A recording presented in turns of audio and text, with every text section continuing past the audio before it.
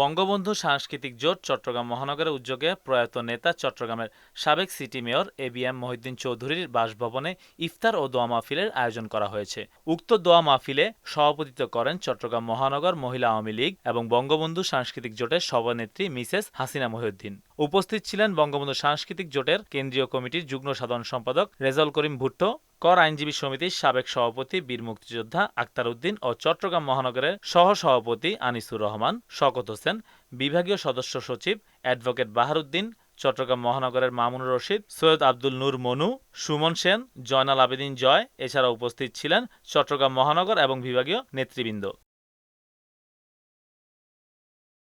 Bangladesh ex cadet welfare association ডিইপিটিসির উদ্যোগে Chattogram 4 star ক্লাবে ইফতার মাহফিল ও দোয়ার আয়োজন করা হয়।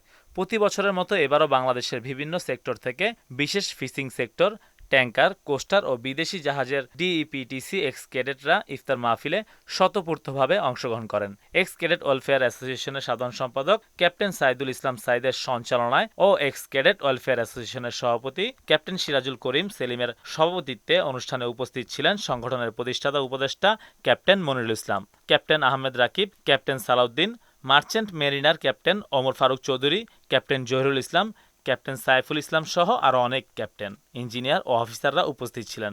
সভাপতি ক্যাপ্টেন সিরাজুল করিম সেলিম বলেন, প্রত্যেক বছরের ন্যায় এবারও আমরা চেষ্টা করেছি এক্স ক্যাডেট ভাইদের একত্রিত করতে। আমি চাই আমরা প্রতিযোগিতা না করে সহযোগী হয়ে ভ্রাতৃত্ব বজায় রেখে সংগঠনের জন্য একসাথে কাজ করে যেতে। উপস্থিত সকলকে ধন্যবাদ দিয়ে সংগঠনের পাশে থাকার আহ্বান করেন তিনি।